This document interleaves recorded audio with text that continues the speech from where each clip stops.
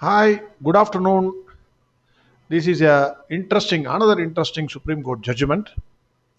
You can say mighty lion versus timid rabbit. That is employer-employee contract. Very, very important from the point of view of the employer and also from the point of view of the employee. The facts are HDFC. The citation is Rakesh Kumar Verma versus HDFC Bank Limited. HDFC Bank appointed the petitioner as an executive in Patna.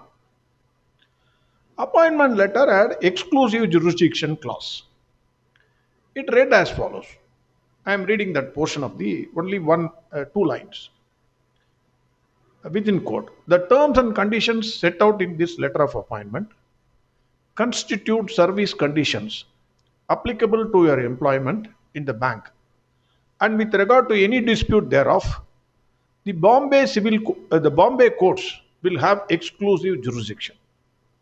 So appointment letter contains a clause which says only the courts in Bombay will have exclusive jurisdiction. That is the clause. The petitioner's services were terminated for fraud and misconduct. He filed a civil suit in Patna. Then on receipt of summons, HDFC appeared. It said only Mumbai court has jurisdiction based on this clause, exclusive jurisdiction clause. Trial court dismissed. HDFC moved a revision before the Patna High Court. It allowed the revision. It accepted the contention of HDFC. Exactly, there is one more case on similar facts. Another employee was dismissed in Delhi. So he approached the Delhi High Court. Similarly, trial court allowed. Delhi High Court, HDFC approached the Delhi High Court. Delhi High Court dismissed the revision. So one High Court, Patna High Court said HDFC was correct. Exclusive jurisdiction is only to Bombay. Delhi High Court did not accept that view. It said, no, Delhi courts also have jurisdiction. So now the case went before the Supreme Court. Question was whether employees can file a civil suit in Patna or Delhi in these cases. Because of the specific clause conveying jurisdiction to Bombay court, the civil suits can be filed only in Mumbai or Bombay. Supreme Court, relying on its previous judgments, it said a number of judgments it saw in this judgment and said the issue of how an exclusive jurisdiction clause has to be read and understood is no longer res integra. Supreme Court said that for an exclusive jurisdiction clause to be valid, it should be A. in consonance with Section 28 of the Contract Act. That is, it should not absolutely restrict any party from initiating legal proceedings pertaining to the contract. That is point number one. Point number two, the court that has been given exclusive jurisdiction must be competent to have such jurisdiction in the first place. That is, a court not having jurisdiction as per the statutory regime cannot be bestowed jurisdiction by means of a contract. That is point number two. Point number three, the parties must either impliedly or explicitly confer jurisdiction on a specific set of courts. These three limbs or criteria have to be mandatorily fulfilled. So, three conditions. One, it should not offend Section 28 of Contract Act. Two, court that has been given exclusive jurisdiction must be competent. Three, parties must either impliedly or explicitly confer jurisdiction. These three conditions must be mandatorily fulfilled. Supreme Court also noticed in none of the precedents of this court, that is Supreme Court, a service or employment contract fell for consideration. That is one of all the judgments which it saw, they did not deal with a service or employment contract. Then the petitioner, that is the employee side, contended that in an unequal battle between the mighty lion and the timid rabbit, that is employer and employee, where the dice is heavily loaded from the inception against the employee, no further embargo ought to be placed in his pursuit for justice by pinning him down to the court in the city of Mumbai, which was mentioned in the appointment letter. They said, no, no, I am fighting a mighty lion. So I am a timid rabbit. I have no power to fight with that guy. So you cannot pin me down to the Mumbai courts. That was the contention. Supreme Court said that unlike government employment, private sector services are governed by the terms of employment entered into by and between the parties, the employer and employee. Like any other contract, even in an employment contract, a concluded contract presupposes the existence of at least two parties with mutual rights and obligations. Once a concluded contract comes into existence, then such rights and obligations of the parties are governed by the terms and conditions thereof. Since there is a prior meeting of minds of the contracting parties, in this case, employer and employee, their intention have to be gathered from the contract. That is what Supreme Court says. Then Supreme Court said, looking at this appointment letter and the agreement, employment agreement, it can be safely inferred that the contracting parties were ad idem on the terms of appointment letter, which is specified courts in Mumbai exclusively will have jurisdiction. That is, you both the minds have met, and you people have concluded and conferred jurisdiction on the Mumbai courts. Supreme Court reasoned. The reason is given by Supreme Court, a peculiar reason, in fact. The Supreme Court reason: private sector employs individuals pan India for providing services to reach people in the last mile. Therefore, it may not be possible for all the employers in the private sector to contest suits at far off places from the registered office. This seems to be the overwhelming reason why exclusion clauses are inserted. Supreme Court says the employer has got a registered office in a far off place.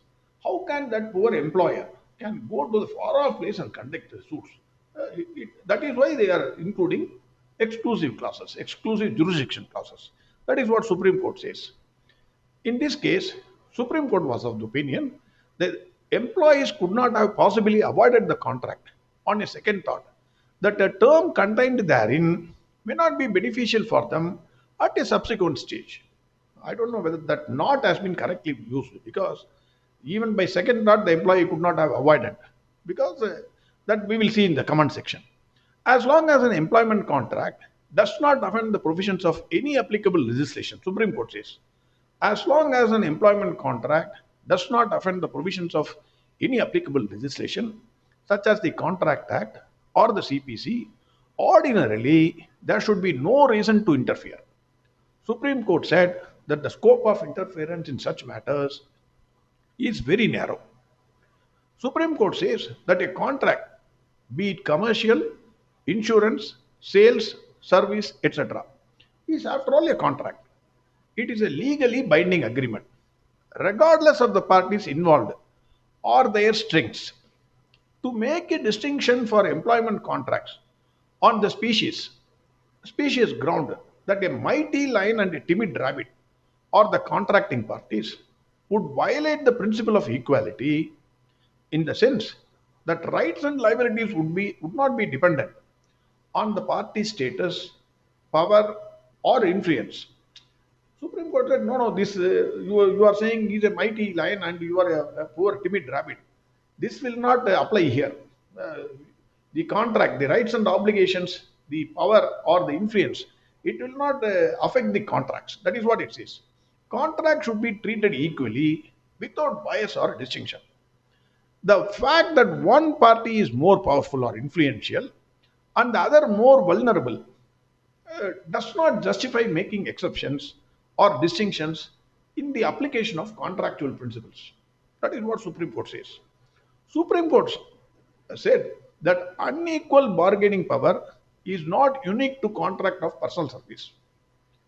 In many areas, such as business, commerce, or real estate, contracts may involve parties with dissimilar levels of strength, resources, or negotiating power.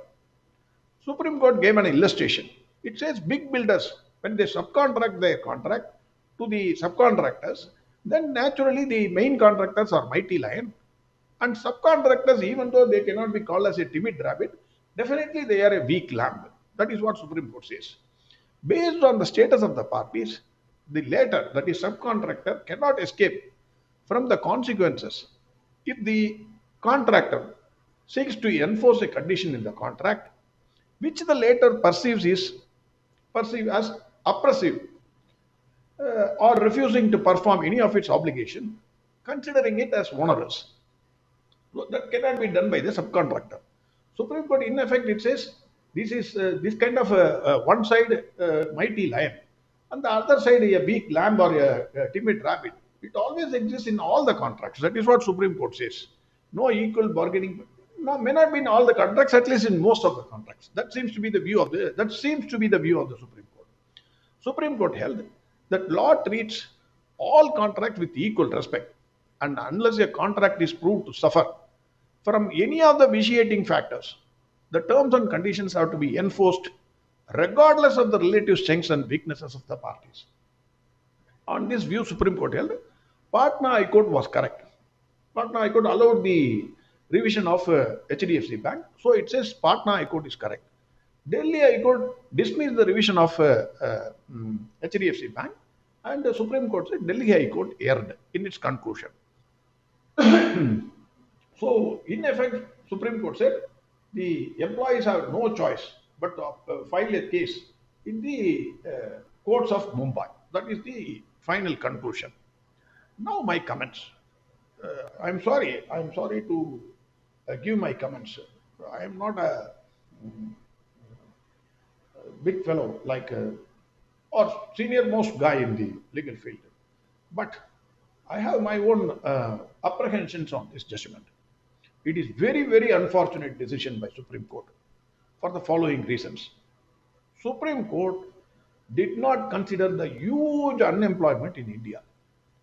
Any person who is given an employment offer will sign any page in India. Any page. Tomorrow you have to jump from fourth floor. He will sign. If the person is unemployed, why? If he is unemployed, there is a social stigma. He will not be. He will not get married. People will laugh at him. He is a useless fellow roaming around. Secondly, he may become a part of illegal activities. Ganja is prevalent now in India. So somebody is not getting employment. Naturally, he will tend to take some illegal means for earning money. Nowadays, phone. Even a child wants a phone. So a person who is aged 20, 25 years, if he gets an employment, why he will not sign any page or any condition on that employment letter? That is my first question to Supreme Court. Second question, Supreme Court in consumer cases, I don't remember the citations, but surely I read the consumer cases where Supreme Court said, if a person is made to sign on dotted lines, then the contract is void. How is it different from that? The same Supreme Court says, if a person is signing on the dotted lines, then in consumer courts, builder versus consumer, it said the contract itself is void, Supreme Court said. Then why not that same principle will not apply here? The mighty employer like HDFC Bank and a poor X who is an executive, 30,000 rupees he may be paying, why he will not sign that employment agreement? I want to ask the Supreme Court. Third, it is most unfortunate that Supreme Court said that individuals are employed for pan-India services, and hence employers having registered office from one place cannot conduct suit in far-off places. I don't understand the logic behind this statement. The very fact that the employer is having its place of business and offering employment in a particular place, makes it possible for him to conduct the suit there itself. Because it's not the managing director or the chairman who is going to appear in the civil case. Assume that there is a HDFC Bank in a small town, say Kadalur for example, which is in Tamil Nadu near Pondicherry. HDFC Bank is in Mumbai. HDFC Bank is having a branch in Kadalur and it gives an employment, terminates the employment. Kadalur, there is a civil code. HDFC Bank branch office is there. Why can't that the representative of the bank can go Naturally, they are going to employ an advocate, and the representative is also there. Why that registered office comes into picture, I don't understand. Oh, they are having registered office in Mumbai, and so they cannot appear in far off places. I don't understand this logic at all of Supreme Court. I am very sorry to say. Uh, on the other hand, you take the other hand, the other side, the poor employee. Suppose if he is thrown out in Kadalur, that same place, far off place in Tamil Nadu, and if he is thrown out for some illegal reason, let us assume. How will you? Because the underlying principle in all the courts is the accused is innocent till he is proven guilty. So till such time, he is a innocent fellow.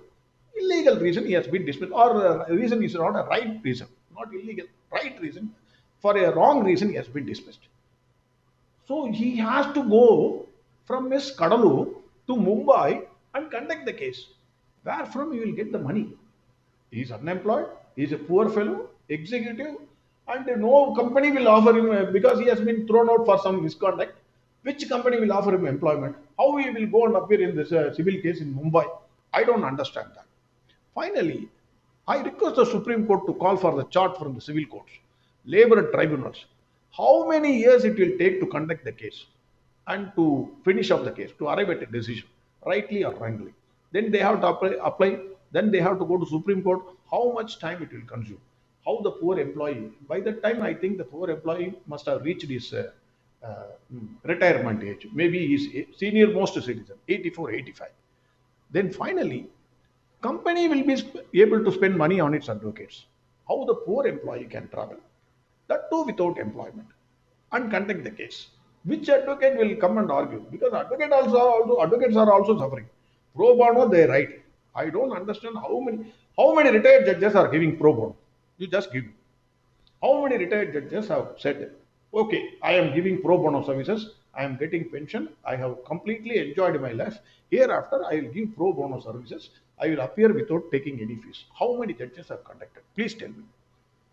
And what is the loss for the company if they conduct the suit in a place where a person was employed? That is already I said. It is there is absolutely no loss. I personally feel, with the greatest respect, Supreme Court, I am not criticizing this Supreme Court.